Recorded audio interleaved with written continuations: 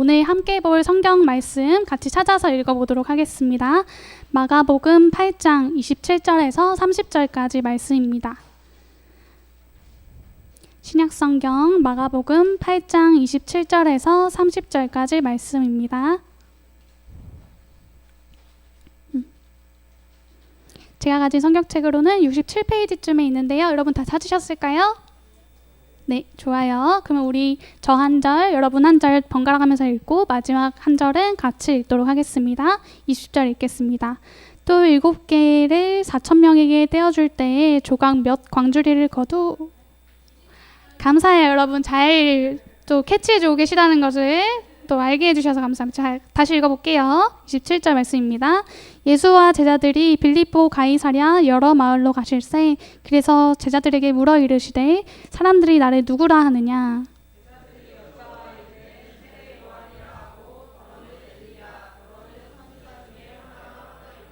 또 물으시되 너희가 나를 누구라 하느냐. 베드로가 대답하여 이르되 주는 그리스도시니이다 하매. 같이 읽겠습니다. 이에 자기 일을 아무에게도 말하지 말라 경고하시고. 네, 아멘. 이 말씀으로 예수님은 온 세상의 주인이십니다 라는 제목으로 이주선 목사님 말씀 전해주시겠습니다.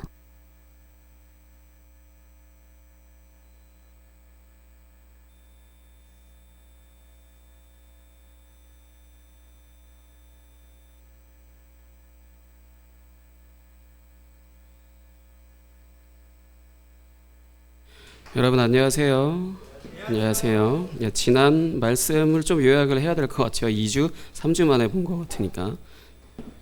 지난 말씀은 예수님이 앞을 전혀 볼 수 없는 사람, 그 사람을 두 번의 시도를 통해서 이제 고쳐주시는, 아예 보지 못하던 사람을 이제 볼 수 있게 해주신 그런 내용이었어요.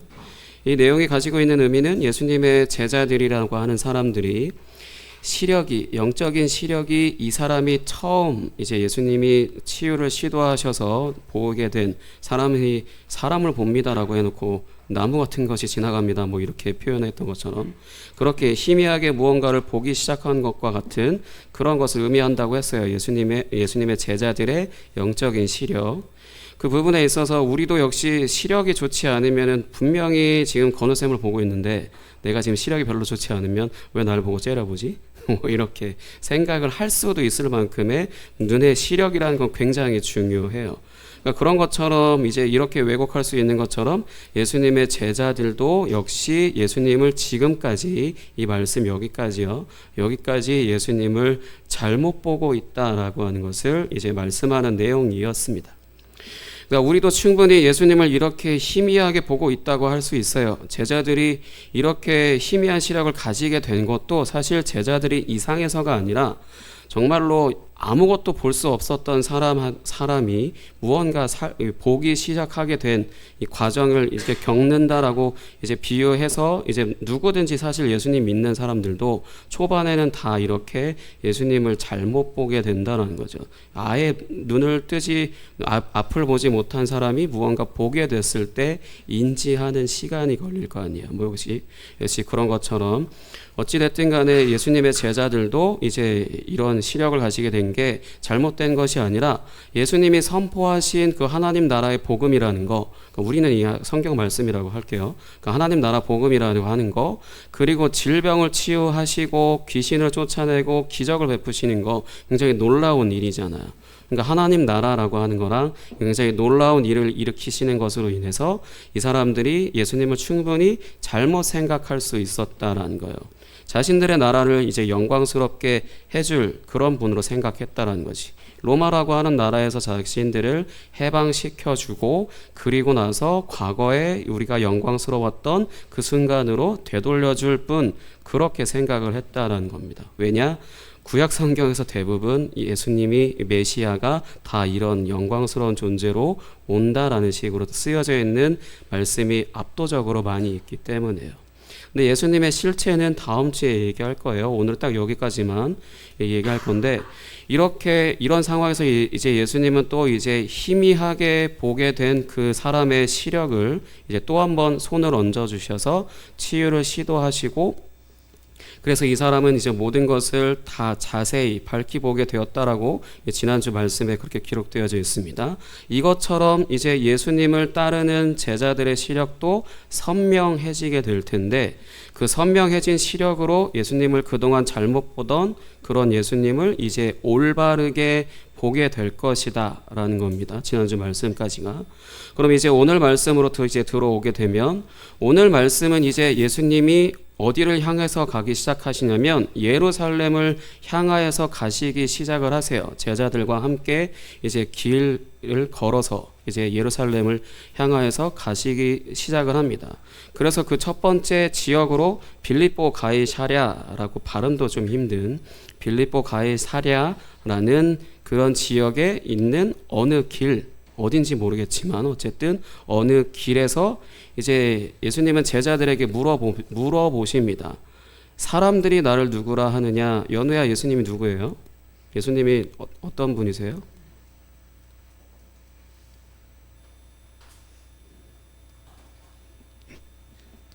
이런 식으로 누군가 이제 자신의 제자들에게 사람들이 나를 뭐라고 부르니? 라고 물어보시는 거예요. 사람들이 나를 이제 뭐라고 부르니? 제자들에게 직접적으로 물어봐서 이제 사람들이 나에게 뭐라고 부르니? 라고 이렇게 물어보시는데, 이제 제자들은 이제 예수님을 세례 요한이다, 그리고 또 엘리야다, 뭐 선지자 중에 하나다, 뭐 이런 식으로 답을 합니다.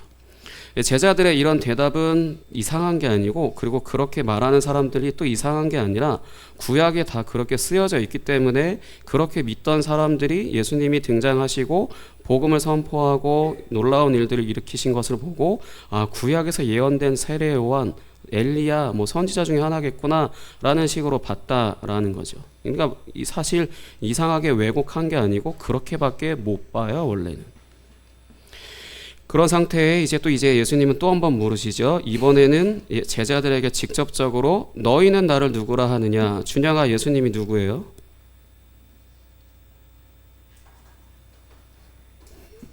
이렇게 질문을 합니다. 이렇게 질문을 했을 때 이제 제자들 중에 한 명 베드로가 뭐라고 대답하냐면, 예수님은 그리스도이십니다. 그리스도이십니다라고 대답을 합니다. 오늘 말씀에는 여러분들이 보는 그 개역개정에는 주는 그리스도이십니다라고 되어 있어요. 어쨌든 예수님이 그리스도이십니다라고 이제 이야기를 이제 베드로가 답을 한 겁니다. 이 그리스도라고 하는 것은 이제 단어를 설명해주면 구약에서 예언된 메시아, 구약에는 메시아라고 써 있고 신약에는 그리스도라고 번역된 거예요. 그러니까 구약에 있는 이제 구약에서 예언된 메시아를 말하는 거고, 우리말로는 구원자를 말하는 겁니다. 그러니까 지금 예수님이 예루살렘으로 향해서 가고 계시는 중이신데, 이 길은 무슨 길이냐면 죽으러 가는 길. 이 길은 지금 예수님이 죽으러 가시는 길이에요. 십자가에서 달려 죽으러 가시는 그 길입니다. 그 길에서 이제 예수님이 제자들에게 처음으로 질문하는 게 내가 누구야? 라고 물으시는 거지. 내가 누구냐? 라고 물으시는 겁니다. 여러분들 각자 지난주에 했죠. 예수님이 어떤 분이십니까? 라고. 지난주가 아니구나. 3주 전에 했죠. 거기에 다 나름대로 뭐라고 쓰셨을 텐데, 그런 식으로 예수님이 내가 너에게 있어 나는 누구야? 이런 식의 질문이에요. 다스라, 예수님이 누구예요? 다스리에게? 질문이 없지? 이런 식으로 물으시는 겁니다. 그럼 여러 가지 대답을 하겠지만 베드로는 이제 그리스도이십니다 라고 대답을 했어요.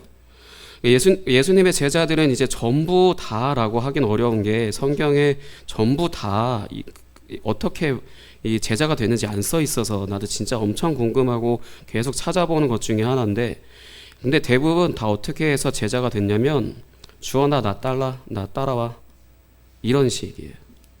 그냥 지명해서 다스라 나 따라와 이렇게 해서 초대 응해서 따라오게 된 게 다 제자들인데, 그런 식으로 따라오게 돼서, 그리고 나서 이제 예수님이 하신 말씀, 그리고 하신 뭐 사역들, 이런 거 보고, 아, 진짜 메시아다, 우리가 기다리던 그 메시아다, 우리에게 보내주신다고 하는 그 메시아다, 그 구원자다 라는 것을 이제 제자들이 알게 됐죠.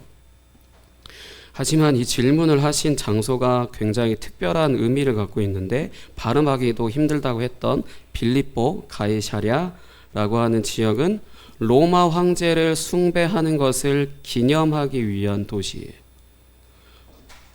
로마 땅은 아닌데 로마의 속국이잖아요, 일단. 근데 기본적으로 본토는 아니지만, 로마라고 하는 본토는 아니지만, 로마라고 하는 로마 황제를 숭배한다라고 하는 것을 기념하기 위한 도시예요. 이 도시에서 지금 예수님이 내가 누구냐라고 이렇게 질문을 하신 것은, 당시에 온 세상을 다스리는 존재인 절대자, 절대 주권자 황제, 로마 황제의 얼굴 앞에서 자신의 제자들에게 내가 누구야? 라고 이렇게 질문을 하는 거고, 여기에 이 대답을 한 베드로는 지금 뭐라고 대답하는 거냐면, 당신이 황제이십니다 라고 대답을 하는 거예요. 그러니까 그리스도라고 하는 단어도 아까는 뭐 구원자다, 메시아다 이렇게 이야기했는데, 로마 사람들에게는 황제란 뜻이에요. 그러니까 예수님이 지금 절대 주권자 앞에서, 그 얼굴 앞에서 예수님이 제자들에게 내가 누구냐? 이렇게 질문을 했고, 베드로는 당신이 황제이십니다 라고 이야기하는 겁니다. 이 발언이 어떤 발언이 되냐? 정치적인 반역죄지. 그래서 로마 사람들에게 잡히면 이 정치적인 반역죄로 인해서 처벌, 극형에 처하는 그런 죄를, 그런 벌을 받게 될 그런 죄예요. 그래서 예수님이 베드로한테 아무한테도 말하지 마라 라고 하신 게, 아직 때가 안 됐기 때문에 이 말이 섣부르게 퍼지게 될 경우 이제 예수님이 하실 사역에 지장이 생길 수도 있기 때문에, 또는 제자들이 잡혀가서 그냥 죽어버릴 수도 있기 때문에, 물론 그런 걸 염려해서가 아니라 지금 그걸 밖으로 공개할 때가 아니다라는 거죠. 어쨌든 지금 예수님은 로마 황제 앞에서 누가 황제니? 뭐 이런 식의 질문을 하셨다고 할 수 있고, 베드로가 당신이 황제이십니다. 로마 황제가 아니라 예수님 당신이 황제이세요. 이렇게 말씀을 하신 겁니다. 이것처럼 오늘날의 우리의 신앙 고백이라고 하는 것도, 예수님이 나의 주님이십니다가 기본적으로 신앙 고백이잖아요. 이 신앙 고백이라고 하는 것도 어느 곳에서나 예수님이 나의 주님이시라는 고백을 할 수 있어야 되고, 고백한 대로 살 수 있어야 한다라는 것입니다. 교회에서 듣는 말씀을 통하여서 마음으로 그리고 입으로 이런 고백을 할 수 있어야 하고, 그리고 더 나아가서 가정에서나 학교에서나 학원에서도 이런 고백을 할 수 있어야 한다는 겁니다. 친구들 앞에서, 선생님 앞에서 예수님이 나의 주님이십니다 이렇게 말하라는 것이 아니고, 교회 안에서는 입으로 고백하고 이게 말로 해야 되죠. 근데 여러분들의 가정에서나 학원에서나 학교에서는 마음으로 그걸 가지고 있고, 어떤 것을 결정하고 행동하고 뭔가를 할 때 마음에 가지고 있는 그 고백대로 행동할 수 있어야 한다는 거죠. 무언가를 거부할 수 있어야 되고, 무언가를 이제 숨기지 않고 드러내야 할 때고 있는 거고, 무언가를 남을 도와줄 수 있어야 된다는 거지. 왜? 예수님이 나의 주님이시라면. 그것처럼 오늘 이제 예수님은 굉장히 엄청난 자리에서, 사람이 죽을 수도 있는 자리에서, 반역죄로 잡혀갈 수도 있는 자리에서 예수님이 이제 제자들에게 물어보신 거고, 또 그 중에 제자 중에 대표라고 할 수 있는 베드로가 예수님이 그리스도이십니다. 예수님이 황제이십니다. 예수님이 주인이십니다. 예수님이 주님이십니다. 이렇게 고백을 한 겁니다. 그러니까 다시 말하자면, 교회에서 하나님의 말씀을 통해서 예수님이 나의 주님인 것을 고백하고 예배한다라면은, 이제는 집에서도 예수님이 우리 집의 주님이시다라는 것을, 그리고 학교에서도 예수님이 주님이시다라는 것을, 그리고 학원에서도 예수님이 주님이시다라는 것을, 내가 가는 곳 어디에서나 예수님이 나의 주님이시다라는 것, 그렇기 때문에 온 세상을 다스리시는 주님이시다라는 것을 고백할 수 있어야 하고, 고백한 대로 살아내야 한다라는 겁니다. 단 내 힘이 아닌 새 사람 되어서 라겠죠. 그 부분에 있어서는 이제 뒷부분의 말씀에 계속해서 기록되어져 있는 것이고, 예수님이 제자들을 부르신 이유, 아까 주원아 나 따라와 다스라 나 따라와 이런 식으로 예수님이 베드로 나 따라오라 누구를 딱 지명해서 따라오라고 하신 이유가 목적이 바로 이거예요. 어느 곳에서나 물론 당장 자기 자신의 주인 주님이 예수님이시다라는 것 그리고 이제 그 사람 집에 뭐 여러분들로 표현하면 학교나 학원에서나 온 세상을 다 다스리실 분이시기 때문에 그 고백을 어느 곳에서나 다 할 수 있고 그 고백한 대로 살아내도록 그렇게 제자로 부르셨다라는 거죠. 오늘 우리도 역시 마찬가지로 그런 고백을 하고 그런 고백대로 살도록 부르신 거예요. 그러면 이제 잘 하나 안 하나 보자 이런 식으로 하신 게 아니라 이후의 말씀을 보면 우리에게 그렇게 고백할 수 있도록 모든 여건들을 다 갖춰 주십니다.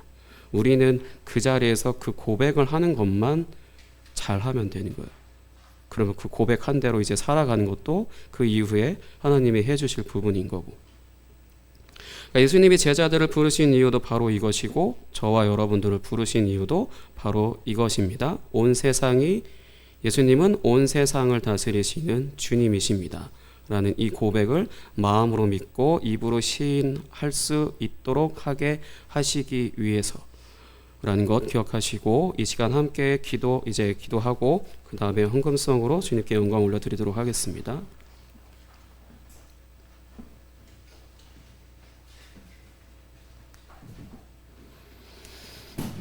이 시간 함께 기도하겠습니다.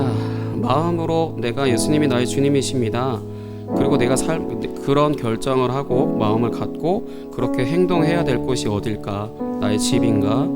학원인가? 학교인가? 또 왜 기타 여러 가지 내가 있는 모든 공간에서 그 모든 것을 한 번에 다 할 수는 없어요. 근데 그렇게 고백하며 살아가는 것이 이제 예수님이 제자들을 부르신 것처럼 나도 그렇게 고백하고 그렇게 살도록 부르셨다라는 거죠.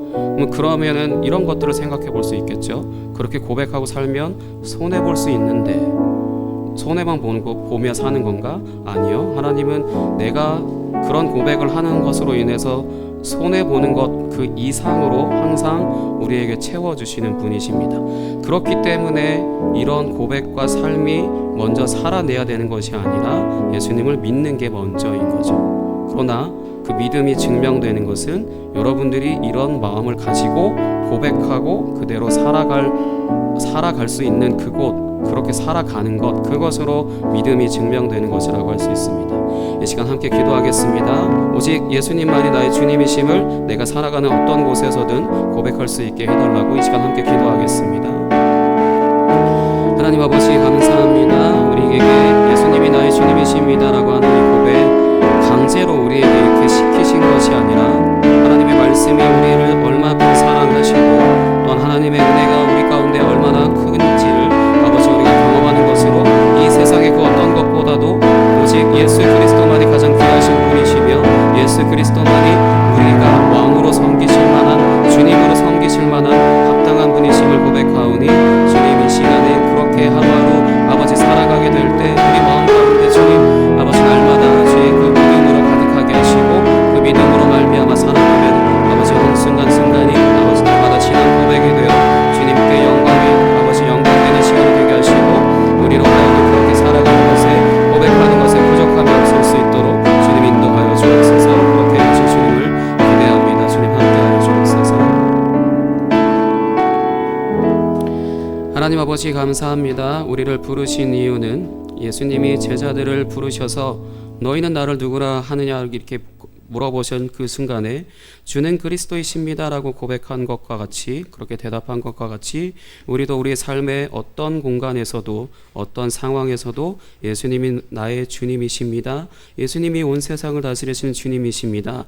라는 그런 고백을 하게 하시는 그런 목적으로 우리를 부르신 줄 믿습니다. 그렇게 우리가 고백할 수 있도록 우리 마음에 주의 사랑을 가득 채워주시고 그렇게 입으로 고백할 수 있도록 그런 담대함을 허락하시고 우리가 입으로 고백했을 때 성령 하나님께서 우리를 통하여서 그 고백을 통하여서 일하시는 것을 우리가 경험함으로 날마다 주님의 그 은혜 안에서 주의 영광 안에 살 수 있도록 인도해 주시기를 원합니다. 모든 것이 주님의 은혜임을 우리가 알고 날마다 고백하며 그 은혜를 놓치지 않고 살아갈 수 있도록 주님 인도하여 주옵소서. 감사합니다. 살아계신 예수 그리스도 이름으로 기도하였습니다. 아멘.